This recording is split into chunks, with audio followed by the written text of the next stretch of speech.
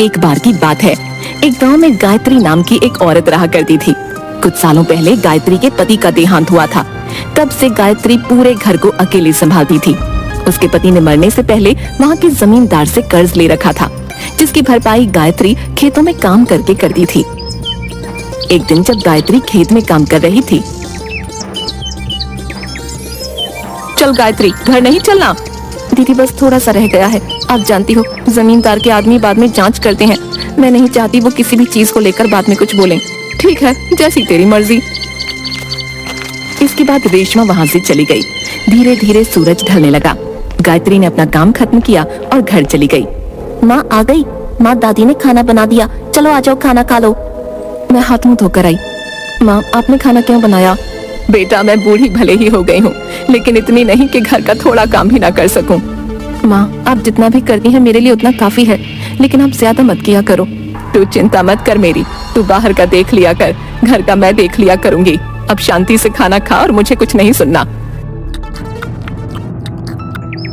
अगली सुबह, माँ ये लो, अब चाय पी लो। मैंने खाना बना दिया, बिट्टू उठ जाए तो उससे कहना कि वो समय से विद्यालय चला जाए। ठीक है। गायत्री ने घर के एक डिब्बे में से पैसे देखे। उसमें पैसे बहुत कम थे। आज जमींदार जी से पगार की बात कर लूंगी। गायत्री, खाना खाने आ जा, भला कब तक काम करेगी? दीदी थोड़ी देर और कर लेती हूँ, फिर आती हूँ। इसके बाद गायत्री खाना खाने लगी। तभी उसने देखा कि जमींदार जी वहाँ काम देखने आए। वो तुरंत जमींदार जी के पास गई। प्रणाम जमींदार जी। प्रणाम। जमींदार जी, वो घर में पैसे खत्म हो गए थे। मेरे घर में केवल मैं ही एक कमाई का जरिया हूँ। आपकी बहुत कृपा होगी अगर आप कुछ पैसे दे देते। ऐसा करो, शाम को घर आना, वहीं बात करेंगे। ठीक है जमींदार साहब। इसके बाद गायत्री दोबारा अपने काम पर लग गई।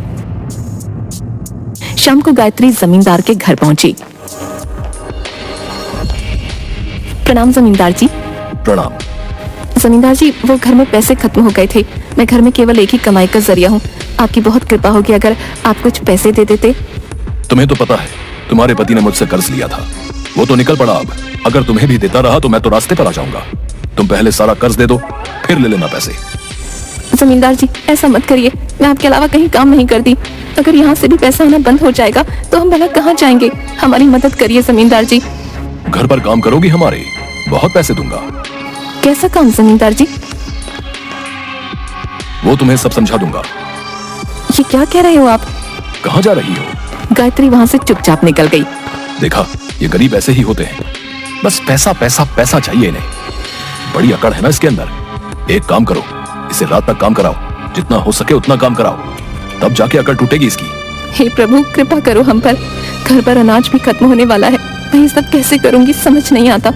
कहाँ से पैसों का इंतजाम करूं? तंग आ चुकी हूँ मैं अपने इन हालातों से। अगर मैंने अपने जीवन में कभी भी कुछ ऐसा किया हो जिससे आपको खुशी मिली हो तो हमारी जिंदगी सुधार दो। इसके बाद गायत्री घर चली गई। रास्ते में चलते चलते बारिश होने लगी। अचानक गायत्री का पैर एक पत्थर पर पड़ा और गायत्री गिर पड़ी। पत्थर पर एक बिजली गिरी और वो पत्थर चमकने लगा। ये पत्थर चमक कैसे रहा है? ये क्या है? ऐसा करती हूँ, इसे घर ले जाती हूँ और माँ जी को दिखाती हूँ। गायत्री भीगते भीगते घर पहुंची। गायत्री, आज इतनी देर क्यों हो गई बेटा? सब ठीक तो है ना? माँ जी, ये देखिए, आज आते समय मैं इस पत्थर से टकराई और अचानक इस पत्थर पर बिजली गिरी और ये अचानक चमकने लगा। मैंने सोचा घर ले जाकर आपको दिखाऊं। ये तो बड़ा सुंदर पत्थर है। मुझे लगता है बेटा इस पत्थर ने तेरे ऊपर आई बला टाल दी। बेटा ऐसा कर, मंदिर में रख दे। भगवान करे ऐसे ही घर की सारी बला टल जाए। अच्छा सुन, रेशमा आई थी, उसने सब्जी बनाकर हमें भी दी है। कह रही थी गायत्री को कहना रोटी बनाकर सब खा लें और सब्जी की तारीफ करना मत भूलना। बड़ी प्यारी लड़की है। गायत्री मन ही मन खुश हुई। मैं अभी रोटी बनाती हूँ माँ। तूने खाना खाया बेटा? मैं रोटी बना चुकी हूँ। माँ, मुझे कुछ नहीं सुनना, तू जा और हाथ मुंह धोकर आ जा। इसके बाद सबने खाना खाया और गायत्री मंदिर में जाकर प्रार्थना करने लगी। हे प्रभु, कब तक इसी तरह चलता रहेगा? हम पर कृपा करो प्रभु, कृपा करो। बेटा तू चिंता क्यों करती है? देखना वो हमारी मदद जरूर करेंगे। अब जा तू सो जा जाकर। इसके बाद अगले दिन सुबह गायत्री फिर से काम पर चली गई। दीदी, कल आपने सब्जी बहुत अच्छी बनाई थी। मुझे अच्छा लगा, तुझे पसंद आई। दीदी आपका बहुत बहुत धन्यवाद।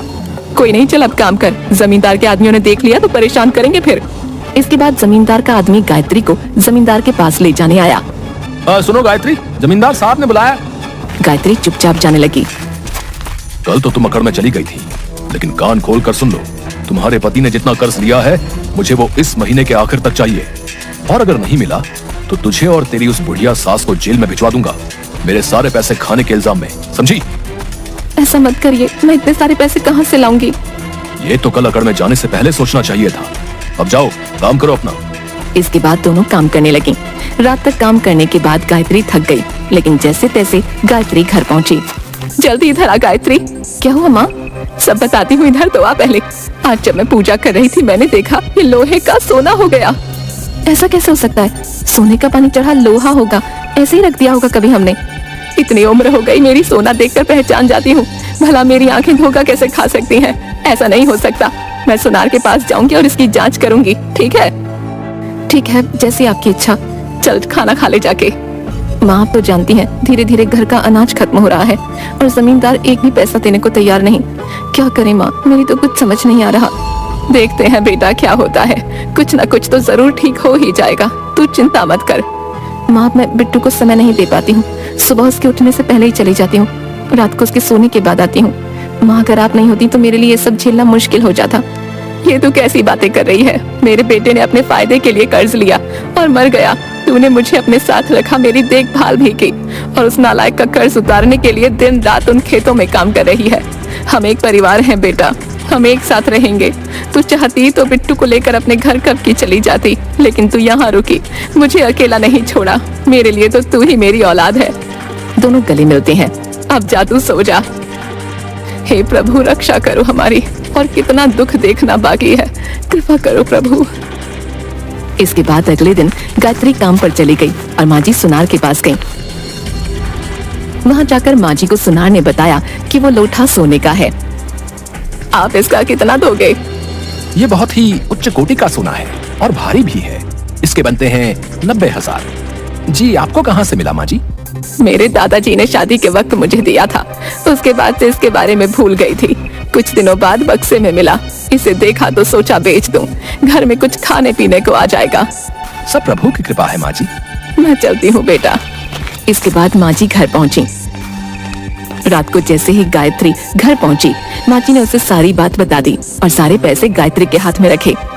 बेटा कल जाकर पैसे जमींदार को दे देना, उससे कहना अब तो उसके यहाँ काम करने नहीं आएगी। माँ आप ये सब क्या कह रही हो? वो लोटा हमारे घर कैसे आया? इधर बैठ। पत्थर लेते आई और साथ ही लोहे के कुछ सिक्के भी और कुछ लोहे के सामान भी। ये आप क्या कर रही हो माँ जी? ये देख। दादी ने पत्थर से सामान को छुआ और देखते ही देखते वो सोने में बदल गया। मैंने बचपन में सुना था कि एक पत्थर होता है जिसे अगर लोहे की किसी चीज से छुआ जाए तो वो सामान सोने का बन जाता है। ऐसे पत्थर को पारस पत्थर कहते हैं। अब देखना, कल तू इन सबको शहर जाकर बेचा। यहाँ बेचेगी तो सुनार को शक हो जाएगा। अगले दिन गायत्री शहर सुनार के पास जाकर सारी चीजें बेच आई। शाम को वो जैसे ही घर पहुंची, उसने देखा उसके घर में जमींदार आया हुआ था। आप लोग यहाँ? ये बताओ तुम आज काम पर क्यों नहीं आए? अब से मैं आपके यहाँ काम नहीं करूंगी। ये लीजिए आपके पैसे, पूरे 3 लाख हैं, और आज के बाद हमारे घर कभी मत आना। ये पैसे कहाँ से आए? चोरी करी या फिर कुछ और? तुमसे मतलब? तुम अपने पैसे पकड़ो और निकलो यहाँ से। कृपा करके जाइए यहाँ से। इसके बाद जमींदार वहाँ से चला गया। घर पहुँचकर पता करो इनके पास इतने पैसे कहाँ से आए। कल तक मुझे ये जानना है कि इनके पास ये सारा धन कहाँ से आया। समझ गए ना सारे? जी मालिक समझ गए। इसके बाद सारे आदमी रात को गायत्री के घर पहुँचे। गायत्री की सास को पत्थर से लोहे को सोना बनाते देख वो सब हैरान हो गए। देखना भाई, इनकी तो किस्मत ही खुल गई। मैं कहता हूँ पत्थर हम रख लेते हैं। पागल, जमींदार को पता चला तो मारे जाएंगे। तो उनका गुस्सा नहीं जानता क्या? चलिए खबर जमींदार को देकर आते हैं। इसके बाद एक आदमी गायत्री के घर के अंदर घुसा और वो पत्थर उठाकर जमींदार साहब के पास ले गया। सारे आदमी जमींदार के घर पहुँचे। मालिक आपको पता है, आज जब हम उसके घर गए तो हमने देखा कि उनके घर में एक ऐसा पत्थर है जो पत्थर चीजों को सोने का बना रहा था। क्या तुम सच कह रहे हो? अपने बच्चों की कसम खाता हूँ, सच कह रहा हूँ। पीकर आए हो क्या? नहीं जमींदार साहब, लेकर आए हैं। क्या? हमने जैसे ही देखा कि ये कितनी चमत्कारी चीज है, हम इसे उठा लाए। अब देखिए, ये आपके लिए हमारी तरफ से छोटी सी भेंट। चलो दिखाओ ये कैसे काम करता है। रुकिए मालिक, मैं दिखाता हूँ। ये देखिए, इसे ऐसे लोहे के पास ले जाना है और लोहा सोने में बदल जाएगा। रुकिए मालिक, मैं दोबारा करता हूँ, लगता है मैंने सही से नहीं किया। अरे तू रहने दे, मैं करता हूँ। देखिए मालिक, इसे ऐसे पकड़ना है और ऐसे लोहे के पास ले जाना है और ये बन गया हमारा लोहा सोना। मुझे तो लगता है तुम दोनों के दोनों पागल हो गए हो। मालिक हमारा भरोसा करिए, हम आपसे झूठ क्यों बोलेंगे। ऐसा करता हूँ, दोबारा से इसको उसकी जगह पर रख देता हूँ। कल हम रात को दोबारा जाएंगे और जब वो बुढ़िया सोना बनाएगी तो आप खुद ही देख लीजिएगा। देख लो, अगर मेरा कल का दिन बर्बाद हुआ तो तुम दोनों की खैर नहीं। इसके बाद दोनों के दोनों गायत्री के घर पहुंचे और उस पत्थर को मंदिर में रख दिया। इसके बाद वो दोनों वहां से वापस चले गए। जमींदार अगले दिन रात होने का इंतजार करने लगा। रात होते ही वो कुछ लोगों के साथ मिलकर गायत्री के घर गया। वहाँ उसने मंदिर में रखा अंधेरे में चमकता हुआ पत्थर देखा। मालिक, मैं आपके लिए वो पत्थर लेकर आता हूँ। जैसे ही उसने वो पत्थर छूने की कोशिश की, उस पत्थर से एक भूत बाहर निकला। ये केवल गायत्री के लिए है, समझा? इसके बाद पत्थर ने उन सबको पकड़कर बहुत मारा। घर पर शोर होने की वजह से सभी जाग गए। ये क्या हो रहा है? तुम कौन हो? मैं इस पत्थर का रक्षक हूँ। ये पत्थर किसी गलत के हाथों में न लगे, इसलिए मैं इस पत्थर की रक्षा करता हूँ। इसके बाद वहाँ अचानक पुलिस आ गई। आइए आइए साहब, ये देखिए ये जमींदार हमें कैसे परेशान कर रहा है।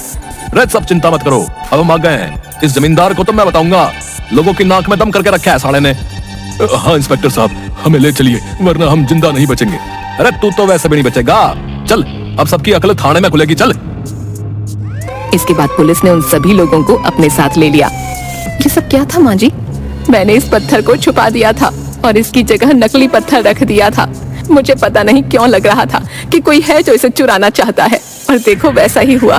और आज जब ये सब हमारे घर आए तो मैंने चुपके से पुलिस को फोन करके सब कुछ बता दिया था और उन्हें बुला लिया था ताकि कोई बड़ा हंगामा होने पर हम बच जाएं। वाह माँ जी, आप तो बड़ी समझदार निकली। दोनों के दोनों हंसने लगे।